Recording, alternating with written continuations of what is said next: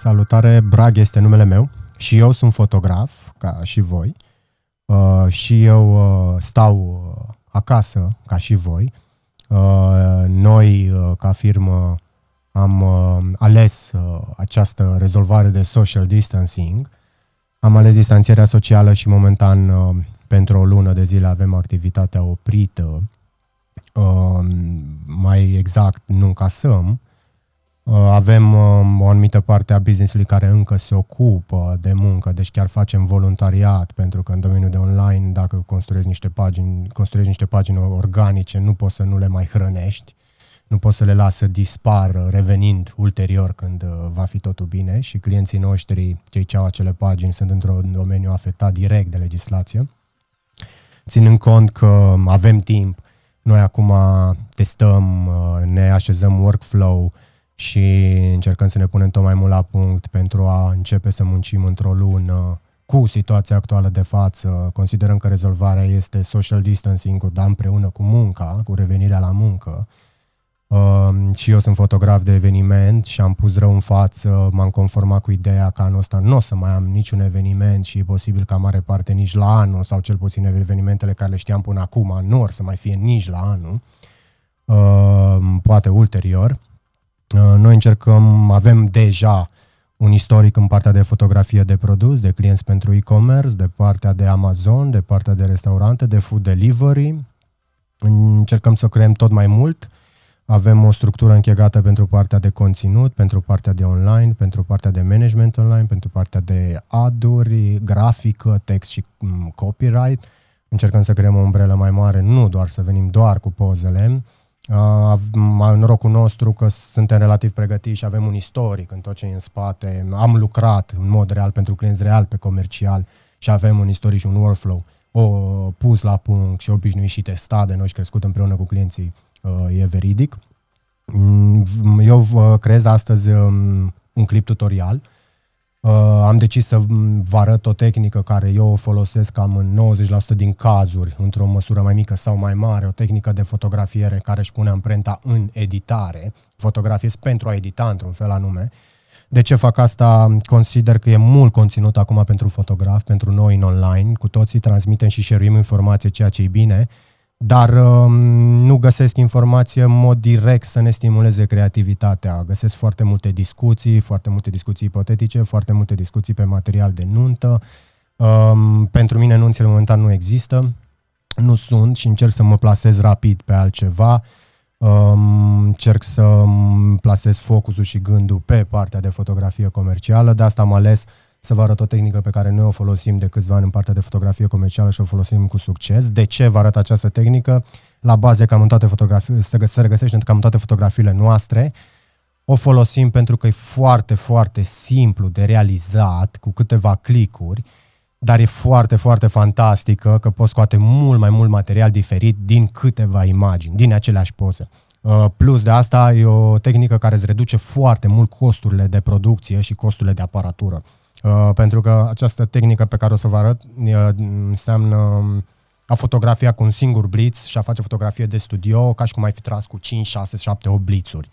Înseamnă a scoate din producție stative, flag-uri pentru difuzie sau absorție de lumină, fundaluri, poți lumina ce zonă vrei tu, poți lucra cum vrei tu și creativitatea să o desfășori ulterior în editare, să ai un control mult, mult mai amplu asupra imaginilor și înspre ce predai final. O să vă arăt câteva cadre, ce le avem noi, de exemplu, câteva din demo, din folio, cu această tehnică făcută să înțelegeți ideea. Asta e un cadru compus din imagini, din mai multe imagini. O să vă explic, o să vedeți ulterior cum se compune, cum am pozat și cum am editat în genul ăsta. Asta e aceeași imagine, imagine creată doar în editare dintr-un alt layer luminat. Mă repet, puterea de muncă e mult mai fantastică. Rim light-uri, să scoți în evidență zone, unghiuri, highlight-uri, poți să faci cu această tehnică, să luminezi diferit anumite produse, să le creezi într-un mood mai artistic. Această imagine ce vedeți acum e lucrată cu un singur blitz, în multiple exposure. O să vedeți pe parcursul tutorialului cum, de exemplu așa. Asta la fel, am luminat toate zonele pe mâncare, highlight-uri care le-am transpus prin această tehnică de editare. Asta, de exemplu, e foarte plauzibilă, se vede și asta e lucrată cu un singur blitz, luminat, aduse toate împreună, foarte simplu să vedeți în tutorial că e super simplu de a le aduce împreună și le lumina ca și cum ai fi tras cu mai multe blitzuri. La fel, o singură lumină, editat. O să vă arăt imaginile pe care o să le lucrăm astăzi, o să le găsiți în link la descărcat, în descripție, o să aveți un link în descripția acestui clip, să le descărcați, să vă jucați și voi cu aceste imagini pe parcursul tutorialului sau recomand să-l vedeți pe tot, să-l înțelegeți și ulterior să mai vedeți încă o dată și să vă jucați cu aceste imagini. O să vă cer răbdare, aproape o oră, alături de mine și de colegi pe durata acestui clip. Asta e imaginea de bază care am tras-o, o singură lumină, ulterior o variantă de editare, o altă variantă de editare, o altă variantă de editare, o altă variantă și o altă variantă, sau cu totul fără reflexie, sau reflexie și o dungă. Toate aceste imagini sunt create din 6 cadre total. Ba nu, greșești, 5 cadre total. Ne-am folosit 5 imagini fotografiate cu un singur blitz, trase de pe trepied, o să vă explic tehnic cum și ce aveți nevoie și ăsta e rezultatul. Se face super, o să-l puteți să-l faceți super repede. Vin cu această idee, de ce, pe partea de comercial, pentru că vreau să creez un challenge asupra voastră, un call to action. Să începem să ne punem mintea la contribuție într-un mod creativ, să începem să testăm, să începem să inovăm. Consider că acum, dacă avem puțin timp în casă, cu ce avem, putem testa mai mult decât de obicei. Consider că e momentul să ne luăm puțin gândul și de la știri, nu neapărat să nu ne pese, trebuie să fim responsabili, dar trebuie să ne consumăm timpul cu ceva ce ne dă energie, ceva ce ne face să ne simțim bine, că învățăm lucruri noi, că putem testa altceva și în mare parte consider că fotografia de produs își va avea cuvântul în următorul timp, pentru că majoritatea vor comanda mai mult online. Tot în ajutorul la această nebunie de distanțiere socială vine online, nu ca ajutor. Online au crescut fantastic în ultimul timp ca și consum pe rețele de socializare. E nevoie de tot mai mult conținut, e nevoie de tot mai multe imagini pentru reclame, pentru demo-uri, să ne atingă. O să vă arăt un clip despre, de exemplu, cum ne pregătim noi acum pentru partea de fotografie de mâncare, pentru partea de conținut. Și ne menținem clienții pe partea de fotografie de platforme de e-commerce. Acesta este clipul, vi-l arăt acum și urmează să ne vedem în partea de tutorial.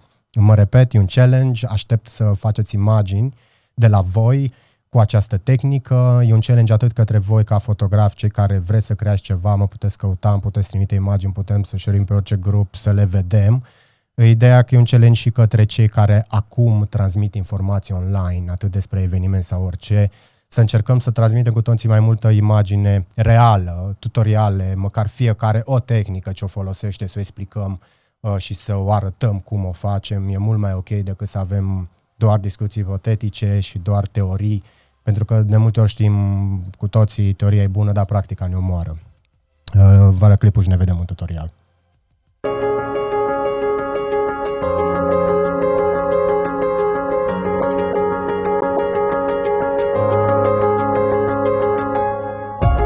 Cum vedem noi în această perioadă? Ca pe o apropiere și mai accentuată în online. Cum abordăm noi această situație? Oferindu-vă kituri de promovare în social media a produselor pe care le comercializați. Pe ce ne bazăm? Pe puterea de convingere a imaginilor de calitate, care sunt principalul factor în decizia de cumpărare. Cum facem asta? Cu tehnică de specialitate, know-how și multă dedicare. Practic, oferim companiilor pachete complexe de servicii de fotografie profesională de produs, video și grafică, adaptabile tuturor platformelor de promovare online. Suntem aliniați la cele mai înalte standarde stabilite de site-urile internaționale de food și e-commerce, pentru că trebuie să vinzi mai mult decât produse. Oferă emoții, trăiri, sentimente. Fii online, fii activ, fii mereu sub ochii clienților tăi. Fii vizibil. Eu o să încerc să vă prezint această tehnică, metodă pe care noi o folosim cât mai simplu posibil. Și testul l-am creat foarte simplu, pentru că trebuie să înțelegem baza acestui mod de lucru și ulterior să-l dezvoltăm fiecare cât mai mult. O să vă prezint întâi partea din studio, cum am fotografiat noi, partea de preproducție înainte de editare. Sunt câteva cadre din studioul nostru filmate de noi, sus pe acest produs. O să trecem ulterior în partea de editare și vreau să vă gândiți, când vedeți acest clip și toată partea de editare, să intrați jos în descripție, veți găsi un link cu row-urile trase de noi, să vă puteți juca și voi pe ele, să le așezați, le veți găsi în descripție, chiar mai sus de subscribe. O să începem cu partea introductivă tehnică, aparat, o să vă explic despre flash, ce folosim noi, ce ați putea folosi voi, cât și cum luminez produsul și ulterior o să ne luăm de cadre în Photoshop.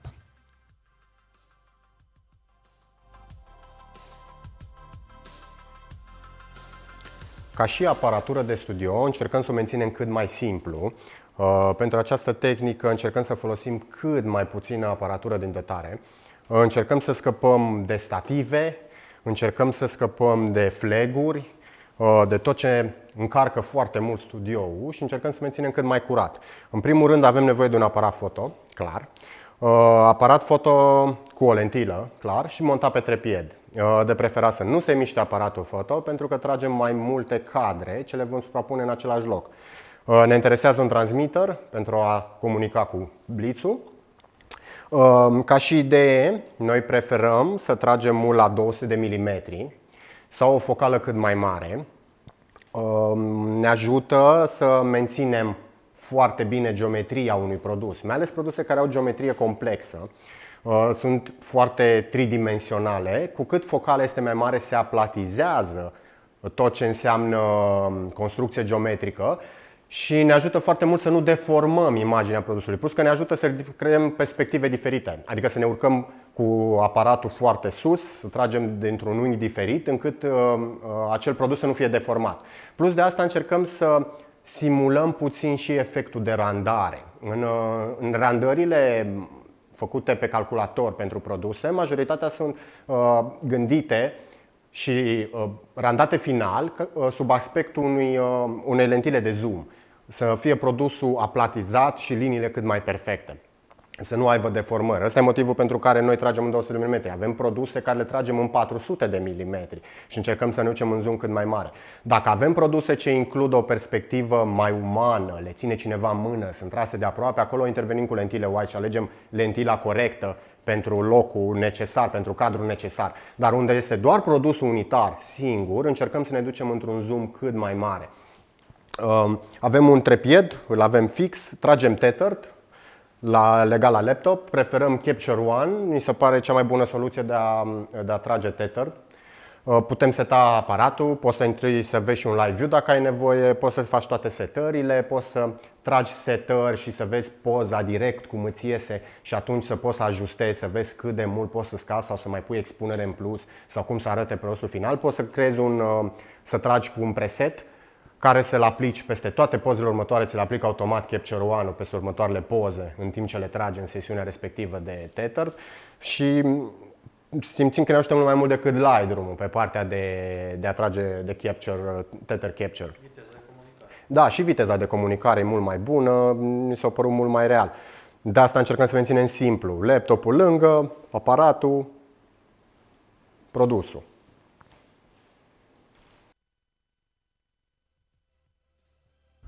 Asta a fost partea de descriere a aparaturii folosite de noi. Voi puteți folosi ce aparatură aveți în dotare, puteți să testați cu ce fel de obiective vreți, cu ce fel de aparate vreți. O să vorbesc un pic despre partea de blitz, ce folosim noi, cât ce ați putea folosi și voi, fiecare cu ce are și ce poate testa. Ca și lumină, ce noi o folosim, lucrăm cu un singur flash pentru tehnica asta. Cel mai mult ne place să folosim un flash cu baterie. Aici am un Blitz Profoto de 500 de W, echipat cu un ProBox. E o cutie fantastică, noi am rămas uimiți de ce poate ea să facă. E de fapt o cutie cu niște zone reflexive și cu un plexiglas. Ajută să creeze un highlight de lumină puternică și să reducă foarte mult dramatic lumina. E folosit pentru fotografie de produs. Ăsta e și un motiv pentru care noi tragem cu un singur Blitz. Dacă am face un setup complet pentru a lumina un produs cu mai multe blitzuri, nouă ne-ar trebui mai multe modificatoare din astea. Momentan ne permitem doar unul și încercăm să-l folosim atât de creativ încât să arătăm ca și cum am fi avut 5 sau 6 blitzuri în setup și cu acest modificator. Încercăm să nu umblăm cu crabluri, încercăm să ne ferim de a avea foarte mult, de a fi foarte încărcat setup-ul. În mod normal, pentru această imagine, ca să luminăm acest produs din toate părțile, ne trebuia undeva la 4 lumini așezate. Fiecare lumină adăuga pentru sine câte un stativ, adăuga câteva flag-uri, pentru că trebuie să pui de la o lumină în partea cealaltă, trebuie să pui o suprafață neagră să-ți absoarbă lumina sau o suprafață albă să-ți reflecte lumina. Automat și acele flag-uri au și ele la rândul lor stative și te trezești cu un setup extraordinar de încărcat pentru a trage o singură poză.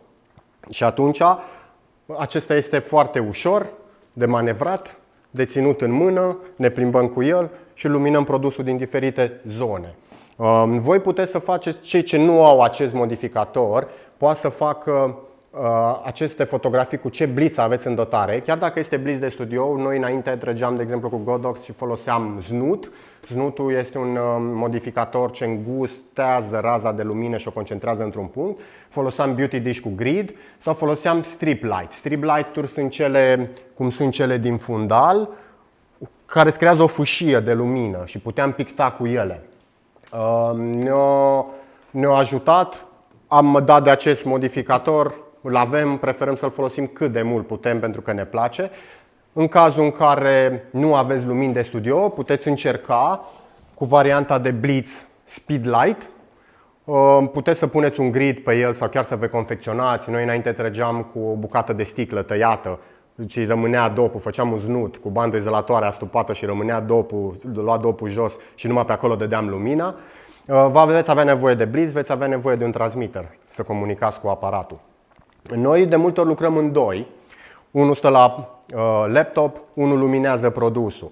Dacă e singur, poți să ajungi la soluții de telecomandă wireless și să-ți pozezi și să ai laptopul întors spre tine să vezi cum arată imaginea finală, sau poți să o pui pe un televizor mai mare de pe laptop, sau există variante, dar există un cost suplimentar de a fotografia wireless printr-o aplicație pe telefon. De exemplu, găsim aparatură de la Tether Tool, au un aparat care se pune pe patine sau lângă agățat de aparat.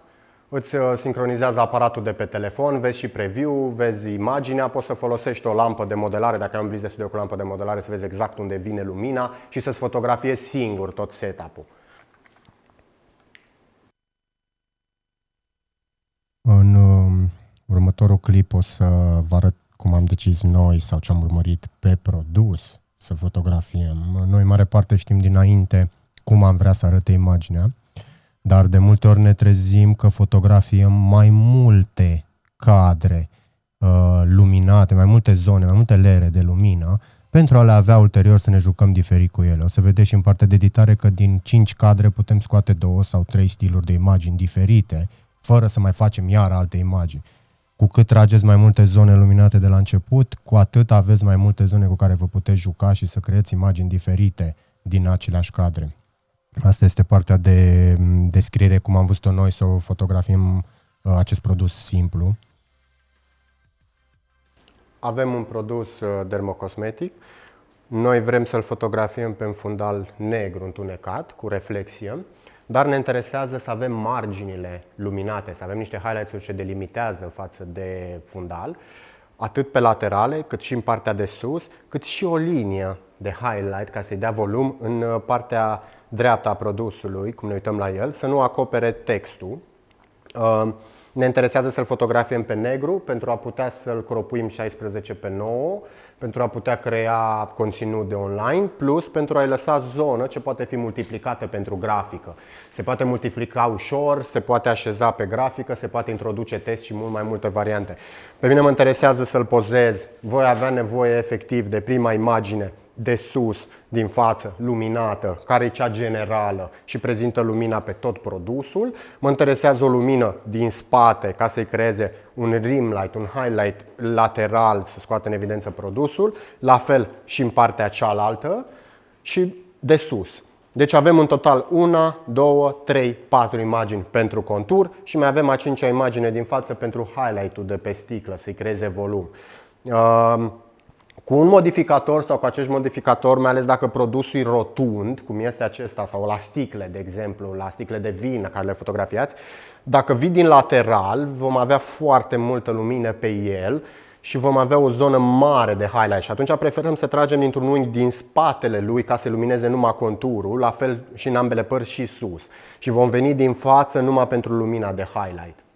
Totdeauna tragem o lumină, primul cadru este o lumină generală pentru ambientul total la care intervenim în zone. Avem imagini care le facem doar din lumini de highlight, fără una generală. Dacă vrem să arătăm o penumbră, să arătăm o altă variantă de produs. Dar o să vă arăt în partea de editare că ne putem juca creativ cu aceste 5 cadre în mult mai multe moduri, încât să scoți 3-4 poze diferite din aceleași cadre și să nu mai fotografiezi încă o dată.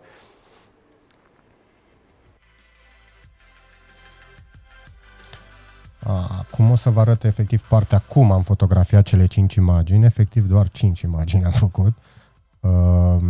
Mă repet, am încercat să o menținem simplu, să fie un demo explicativ, să înțelegeți bine tehnica și să o dezvoltați cât mai mult. Asta este partea de fotografiere. Acum vom fotografia. Până acum era doar prezentare. Ăsta e procesul de fotografiere. Avem prima imagine. Am blitz un pic mai puternic pentru imaginea generală fotografiată de sus să-mi lumineze tot. Îl dăm mai încet. Vă puteți juca cu setările, să găsiți o variantă cât să nu vi-l ardă. Să mă duc în spate. Îmi las acest modificator mai jos decât masa ca să am highlight-ul pe tot produsul. În oglindă, în partea cealaltă,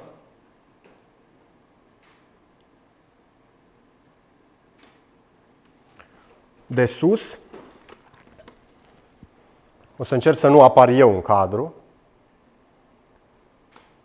De sus, așa. Și mă mai interesează highlight-ul lateral.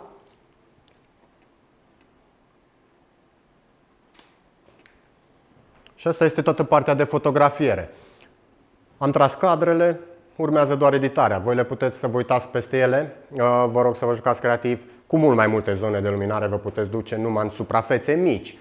Puteți să faceți și din editare cu măști, dar vă puteți duce în mult mai multe zone de editare. Acum depinde cât de complex este produsul. Poți să luminezi suprafețe și altele să le ai mai puțin luminate. Ca și idee, noi aici folosim un plexiglas care are și o zonă puțin reflectivă, ne ajută de a scoate reflexia produsului, dar e negru și nu reflectă și lumina înapoi atât de mult. Ce avem noi sub acest plexiglas?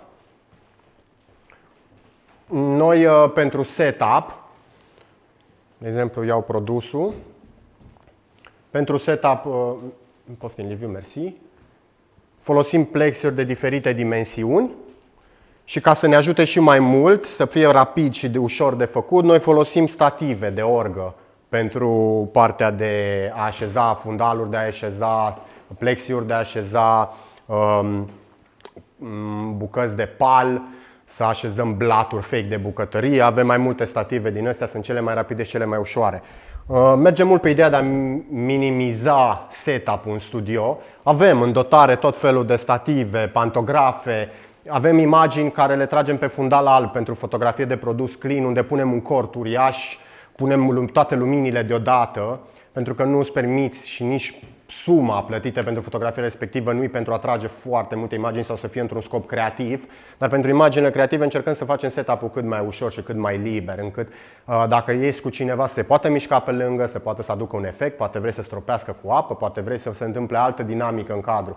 Și atunci ne-am pățit un istoric să ne împiedicăm de cabluri, de stative, să le mișcăm, să miști produsul, să miști aparatul și atunci preferăm să fie cât mai ușor și suprafața să fie cât mai bine cunoscută încât să ne putem deplasa simplu și eficient în studio.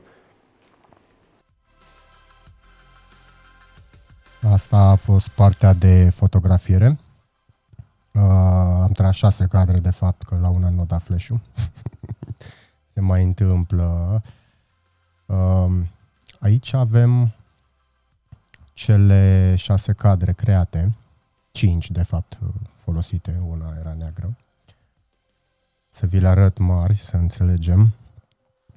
Avem primul cadru, cel în care am tras cu lumina din față, unde am dat flash un pic mai puternic, pentru că l-am fotografiat mai departe. E un cadru ce mă interesează lumina generală în fotografie. Mă interesează să am în principal luminat relativ ok produsul și ulterior vin cu celelalte imagini. Cadrul 2 am doar marginea luminată cu tot cu reflexie, deci o laterală. Chiar dacă mi se vede în cadru modificatorul, o să-l scot. Important e ca modificatorul de lumină și lumina să nu ajungă undeva să se suprapună cu produsul, pentru că atunci e greu de scos.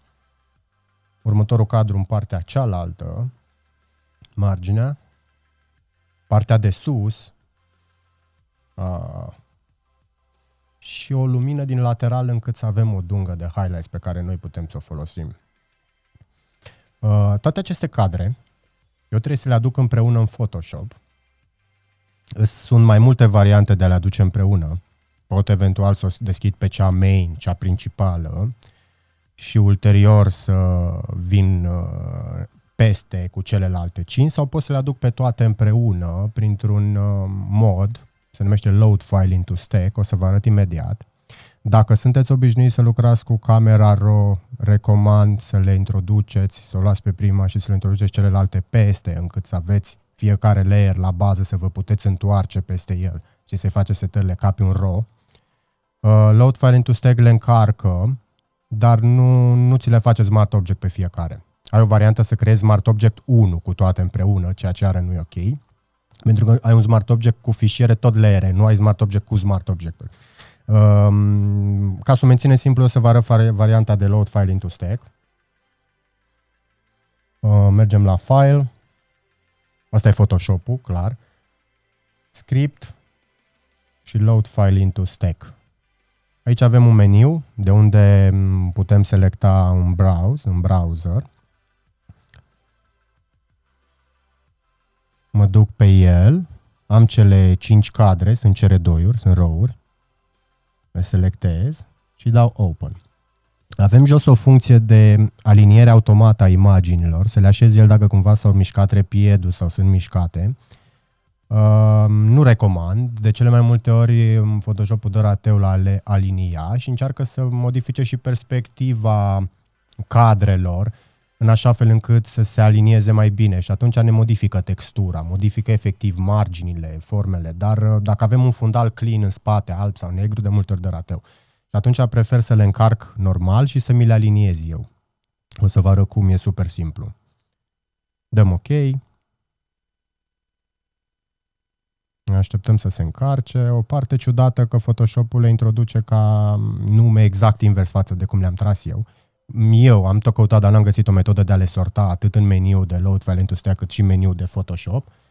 Și prima mea cadru main îl am primul sus, eu am nevoie de el jos. Eu efectiv le mut cu mâna digitală, de sus în jos pe fiecare, în ordinea în care le-am vrut să le arăt, să le fac.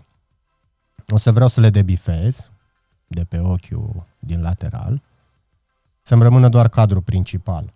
La cadrul principal, în mod normal, eu aș vrea să reduc un pic din highlights-uri, e un pic supraexpus. ca să fac chestia asta, nu e Smart Object, nu pot să dau dublu click să-mi deschidă camera RAW, dar pot să dau Control-Shift-A sau Command-Shift-A să-mi deschid un meniu de camera RAW, de unde să reduc puțin highlight-ul. Nu fac mai multe corecturi, putem face ulterior per tot când le suprapunem. Ce mă interesează? Am prima imagine, vin cu următoarea. Dacă o arăt, e în felul următor. Cum fac ca această imagine să mi se pună peste cea de jos? Nu trebuie să fac selecții, nu trebuie să pictez pe măști, nu trebuie să fim prieteni cu un vrăjitor să ne ajute. Singura variantă este să venim aici sus la Blending Mode, să avem layer-ul selectat, să fie deasupra de bază, avem layer-ul selectat și venim la Blending Mode sus și în loc de normal îl punem pe Lighten. Și ce face chestia asta? Nouă ne aplică doar gradul de lumină mai mare decât ceea ce avem deja. El în mod normal se raportează la 50% gri, e un pic mai complicat de explicat, ca în principal să vă gândiți că vouă, punând pe Lighten, vă ia doar highlight-ul peste poza de dedesubt care voi aveți standard. Deci aveți base-ul principal, poza de bază și peste adăugați doar highlights-uri. Ca să meargă treaba asta, trebuie ca highlights-urile să fie supraexpuse puțin, iar restul întunecat. Adică când veți poza cu blitz pentru a lumina, aveți grijă ca poza aia doar zona unde vreți voi să fie luminată să se vadă în cadru. Restul să fie întunecat, mult mai subexpus decât poza principală, ca să nu vă adauge și în alte zone lumină. Aici în cadru observăm că avem și modificatorul. Putem pune o mască. Putem foarte bine cu o mască, să vă și arăt cum. Cel mai ok să fiți pe layer. Aici jos, în partea dreaptă, aveți un butonaj cu un cerculeț înăuntru. Puneți mască. Ne ducem pe B sau brush ca să pictăm. Apăsăm tasta B. Și avem varianta de a picta cu negru sau cu alb. Cei care nu știți să lucrați cu măștile, un pic mai complicat dacă n-ați lucrat niciodată. În esență acoperiți sau arătați într-o zonă acoperită ceva. E ca un decupaj. Având masca albă, eu pictez cu brush-ul negru. Îl facem mai mare. Prea mare. Prea mic. Mai e o variantă de a face brush-ul mult mai ușor, să nu dați click dreapta, țineți Control-Alt sau Control-Option pe Mac și țineți apăsat și stânga-dreapta ca să măriți brush-ul, sus-jos îi faceți feather-ul sau cât de mult se aplică. Important e să fim, eu sunt în 92%, 100%, ca să nu dăm de mai multe ori. Eu mă duc de obicei, pun aproape de produs, o să n-am feather, ca să fiu sigur că nu mai am alte spiluri. Dacă vreți trageți o linie dreaptă, dați un click pe brush, țineți Shift-ul apăsat și mai dați un click jos. O să vă fac o linie dreaptă de... Cam așa, să vă arăt cum arată masca mea. Doar am acoperit zona respectivă. Dacă scoate masca, o să vedeți modificatorul. Am vrut să scap de el. Ce mă mai interesează, dacă dăm before and after pe acest layer, mai am jos, aici, o zonă de expunere, care nu-mi place. La fel cu brush, cu negru.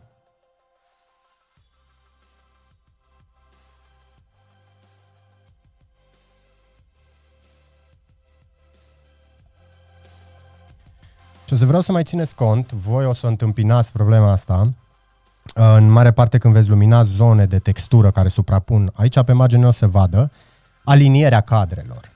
S-ar putea Photoshop-ul să le introducă el de la un pic diferit între ele și atunci prefer să le aliniez manual. Înainte de a da Lighten, de a da acest Blending Mode, puteți selecta zona și în loc de nu dați Lighten primul, mergeți pe Difference, aici jos. Și o să vă arăte diferența. Eu sunt de obicei pe taste lucrez, uitați că dacă îl mișc o să vă arăte unde se suprapune. De obicei mă duc în zonă de text. Uitați. Și dacă prinde layer și îl mișc, o să vedeți zonele. Și eu încerc să suprapun aceste texturi. De obicei lucrez din taste.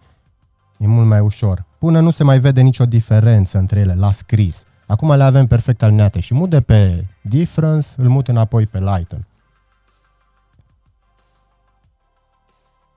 Asta e un layer lateral. Acum vreau să-l punem pe celălalt. Ăsta. Selectez layer-ul, mă duc sus pe Blending Mode, întâi îl pun pe Difference. Pentru că dacă observăm, nu e aliniat cu layerul de jos. Atunci prefer ori îl iau și îl mut, ori cu săgetuțele de la tastatură. E aliniat. Îl mutăm din Difference în Lighten. Dau un Before and After pe ochi, de lângă layer, să văd unde mi-adaugă textură, unde mi-adaugă lumină și unde nu. La fel, probabil o să pun o mască, mai mult ca sigur, tot de aici de jos. B pentru brush, Control Alt sau Control Option pe Mac și pictăm. De obicei, pentru a nu avea spiluri, mă repet, pictez până aproape lângă produs. Cine vrea să facă la mare artă poate să stea chiar lângă produs. Ce mă mai interesează iar acea lumină jos. Mi se pare destul de arsă și destul de ciudățică. De obicei, după ce fac aceste, să zic, ajustări pe mască, mă tot mișc cu Before and After să văd unde se aplică, unde nu, am ceva spiluri de lumină, pentru că avem un control total asupra luminei. Cei mai mișto, voi puteți acum seta și intensitatea blitzului. Să zic că l-am pe Lighten și mi-e prea puternic. Voi puteți de aici, de sus la layer, să-i scădeți opacitatea cât vreți. De exemplu, să-l dați puțin mai vizibil, foarte vizibil, cel mai vizibil. Vă puteți juca efectiv cu intensitatea blitzului în post-procesare, să scădeți cât de mult vreți să luminați zona respectivă, ceea ce vă creează un atu fantastic. Partea de sus, următorul layer, îl punem pe Difference, ca să vedem dacă există diferențe de așezare. Evident că există. Cu tastele.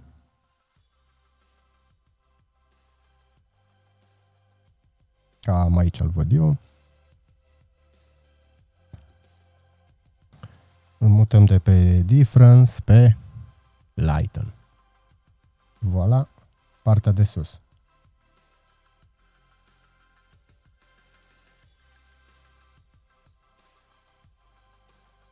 Perfect. Acum mai am o variantă în care pot să-l salvez așa. Bine, exceptând că mai trebuie să lucrăm, poate sunt anumite zone de curățat, să reglăm un balans de alb, să nu mai fie la fel de albastru, poate să-l facem mai alb. Mai avem de curățat cu Healing Brush între anumite zone. Dar lumina e cea principală. Dacă vreți... uite, jos am o lumină și e de la cea de sus. La fel, trebuie să-i punem o mască. Un brush pe negru. De obicei pictez până aproape de produs, ca să nu am alte spiluri de lumină.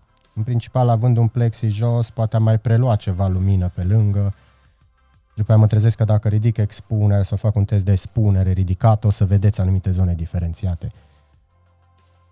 Bun. Să mai punem o dungă de highlight, ca să îi creeze o adâncime. La fel, ultimul layer îl selectez. Mi-l pun pe Difference pentru a-l așeza. Aha, e total separat. Apăs pe V pentru a-mi da mâna.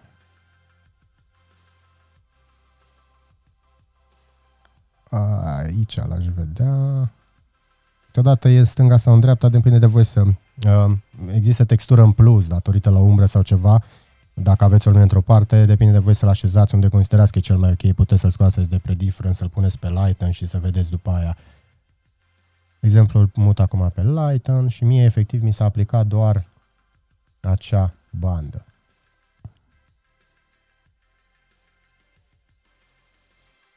Dacă considerăm că această lumină ne intră prea mult în lateral, putem efectiv să o pictăm numai pe ea, numai în zona respectivă.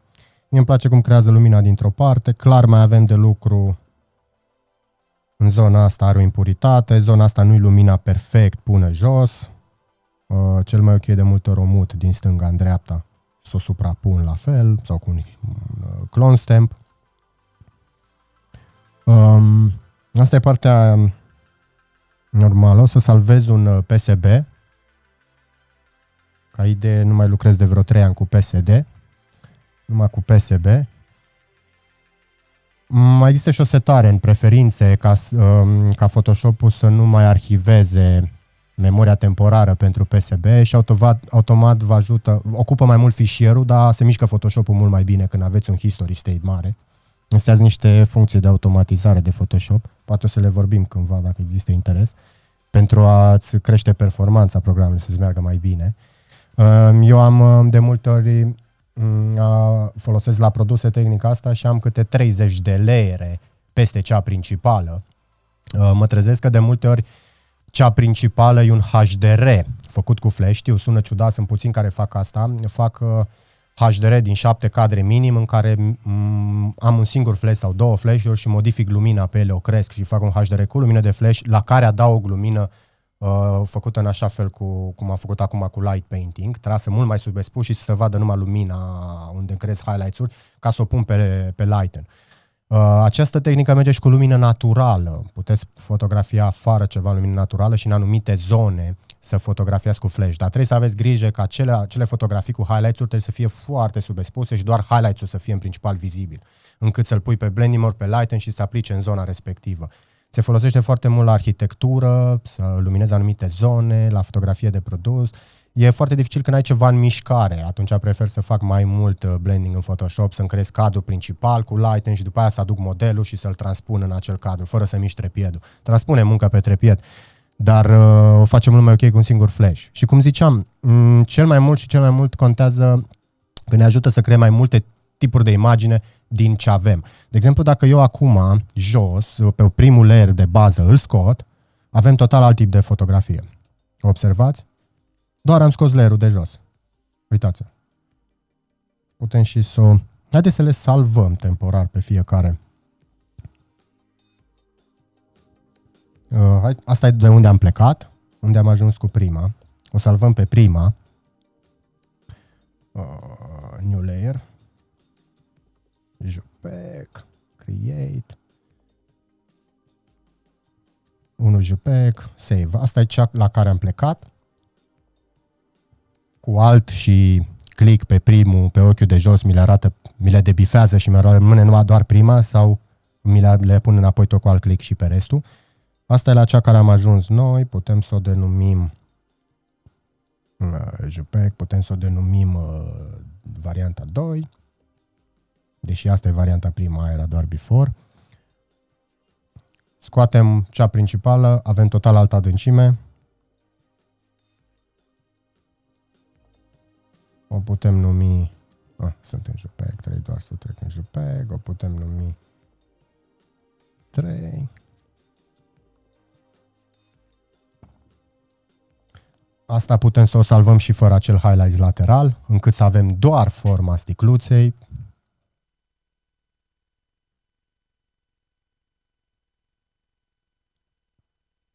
O putem salva ca 4.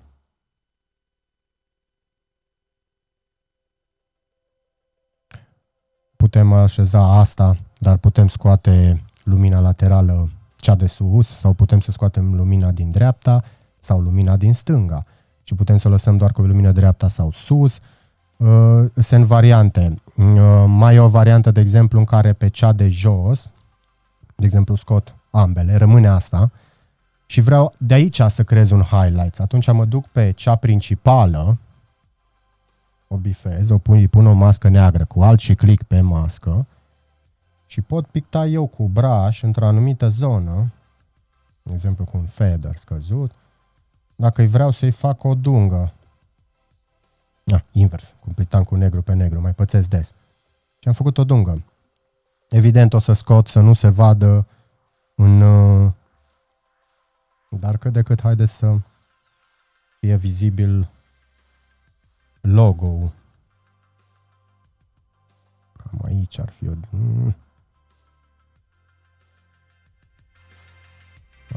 Așa.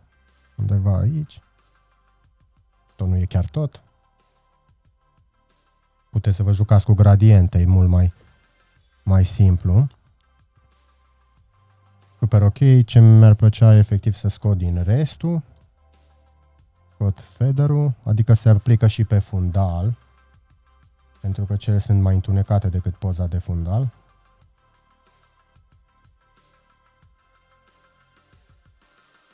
Eu am scos și de pe fundal să nu mai fie. Teoretic, dacă facem chestia asta, ar trebui să o avem și pe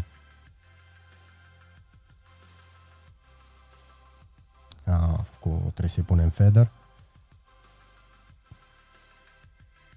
Ar trebui să o avem și în reflexie.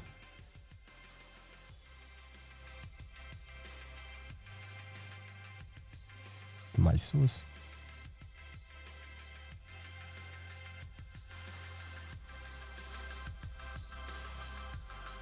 Perfect. O scot de pe fundal.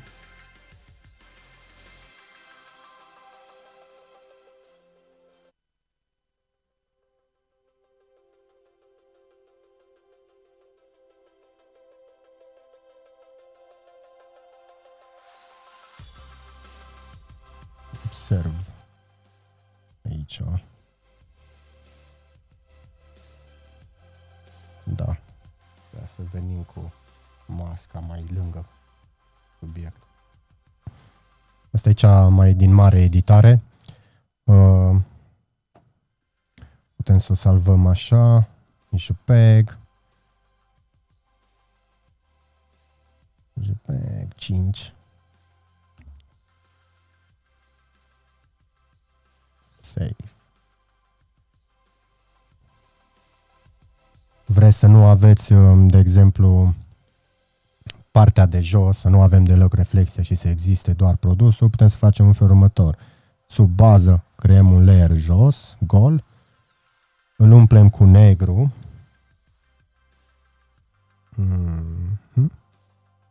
Command backspace sau command delete și control delete și să aveți negru aici în fundal colorat. Putem pune toate aceste layere într-un folder, le selectăm, primul și ultimul cu Shift și Ctrl G sau Command G îl face un grup. Putem să-i punem o mască, tot de jos, cu gradient, dacă e pe Shift G, pe G, gradientul sau îl aveți aici în dreapta. Și putem să-i facem o mască din gradient. Dacă am un gradient circular, trebuie să fie un gradient drept. Așa. Încât să scoateți reflexia cu totul sau puteți să o scoateți până la nivelul mic, până la nivel mai mare, încât să nu aveți și să aveți doar produsul în cadru. Puteți să aveți produsul în cadru așa și să aveți masca perfect luminată.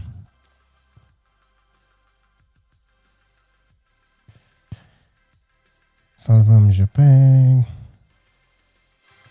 6.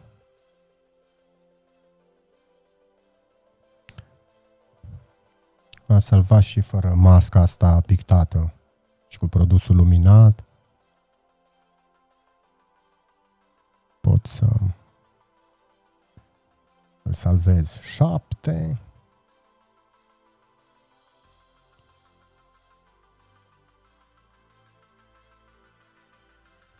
Vreau și produsul luminat și să avem și acel layer cu highlight. Voilà. Putem să-l salvăm. 8. Cu cât trageți mai multe zone luminate, cu atâta vă va deschide mai multă creativitate. Unde mascați, unde le puneți, cum le arătați, cum le afișați, în ce luminați. Clar, mă repet, aici nu am editat să stau să mai cură, să adăugăm foarte multă textură. E o variantă extraordinar de simplă. Ce am putut face cu 5 cadre fotografiate în studio, 5 cadre și un singur blitz. O să vreau să facem o mică recapitulare de final la toată partea de editare. Deci cel mai principal să țineți minte că vă trebuie un layer de bază cu textură luminat cât de cât, care e principalul, și apoi adăugați zonele respective. Se adaugă în Photoshop, ori le tragem drag and drop unul peste altul. Dacă ține Shift în timp ce îl trageți peste, vi-l așează la centru. Sau, cel mai indicat, le aducem load file into stack, le punem împreună și ulterior cu difference schimbăm blending modul, le luăm la rând fiecare layer, le debifăm pe toate și începem de jos cu fiecare și să scot masca. Începem cu primul, o adăugăm pe al doilea, îl puneți pe difference, după aia îl așezați, îl puneți pe lighten, scoateți pe mască, scoateți ce nu vreți să vă apară, puneți următorul la fel, următorul cadru la fel, highlight-uri dacă aveți și ulterior putem curăța. Partea de curățare recomand să o faceți pe un layer gol, adică new layer de aici de jos, un layer gol și pe healing brush, de exemplu, apăsăm J și aveți grijă că aici sus aveți all layers aliniat, pentru că noi dacă vom lucra, de exemplu acum, curățăm zona asta cu alt iau de lângă, vreau să-mi curăț anumite impurități de pe el, recomand să ștergeți produsele cât mai bine. Ce vedeți aici sunt umbrele de fapt. Această sticluță e dintr-un plexiglas transparent și textura în spate și scrisul e printat UV peste. Și asta e umbra scrisului creată de la lumină. De exemplu, dacă eu acum curăț cu healing brush-ul pe layer nou, ce se întâmplă? Dacă mă uit doar la acest layer, de exemplu alt click, voi vedea numai unde am curățat eu. Dacă ați greșit undeva, puteți la fel cu o mască să ștergeți. Veniți și rectificați foarte ușor. Dacă voi aveți un layer cu toată textura pe care lucrați healing brush, nu mai știți unde ați lucrat, ce a dăunat și va trebui să ștergeți tot layer-ul, să o luați de la capăt toată curățirea. De asta recomand pe un layer nou, dar la healing brush neapărat sus să bifați aici all layers, ca să meargă pe toate layerele. Cum putem face parte tot cu... Și aici sunt cu clone stamp-ul, de exemplu am trecut în dreapta sau pe S, cu alt și click luăm textură,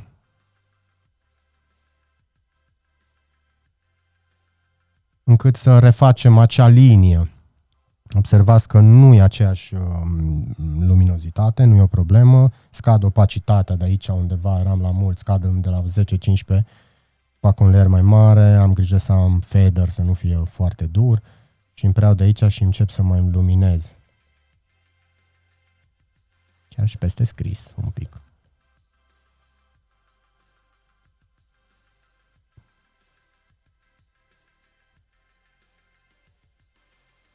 Mai avem câteva impurități de curățit. Când intrați în zona asta de curățare, e foarte dificil să nu vă abțineți, să scoateți cât de mult posibil. Mai pot fi erori ale sticluțelor, ale produselor, zgârieturii. Depinde de voi și de cât s-o discutat cu clientul, cât vrea. De multe ori această tehnică o folosim pentru fotografii mai artistice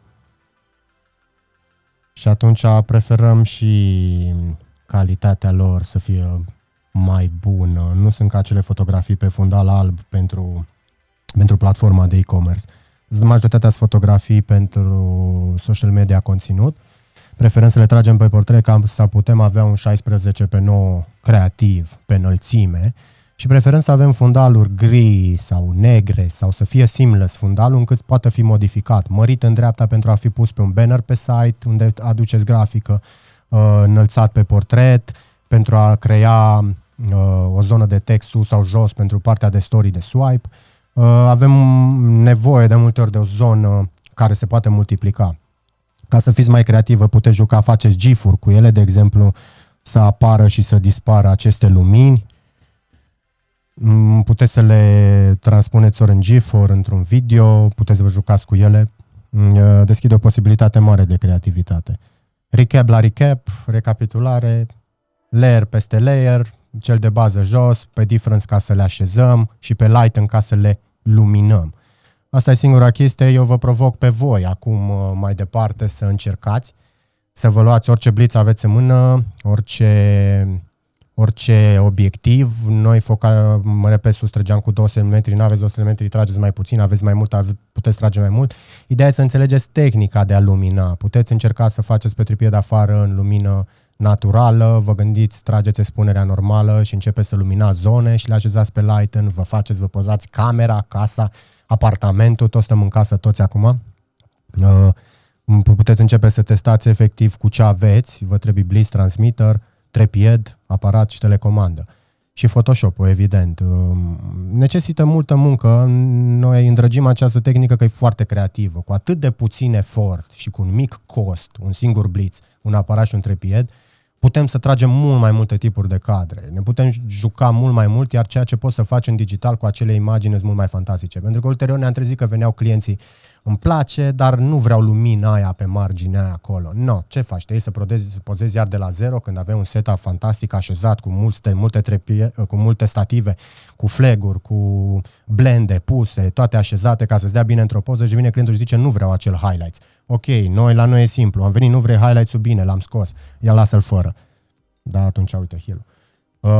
L-avem și fără, uite, imaginea imediată și-am transmis-o. Când vin detalii la brief, să vedem cum arată în partea de comercial, cu cât o rezolv mai repede pe brief, gata, s-a modificat, uite cum arată, cu atâta crești mai mult relația față de client. Pentru că modifici la cal, nu lași la distanță lungă, vă mai pozezi o dată, vă mai costă încă o dată, uite shooting-ul. De asta ne permite o zonă de joacă mult mai amplă partea asta. Ok, așteptăm să vedem ideile voastre în comentarii, în social media. Sper să vă luați să testați, mă puteți tăgui, puteți să-mi trimiteți mesaje, să văd ce scoateți cu tehnica asta, cum vă e. Dacă întâmpinați probleme în proces, puteți să o luați de la capăt cu acest clip.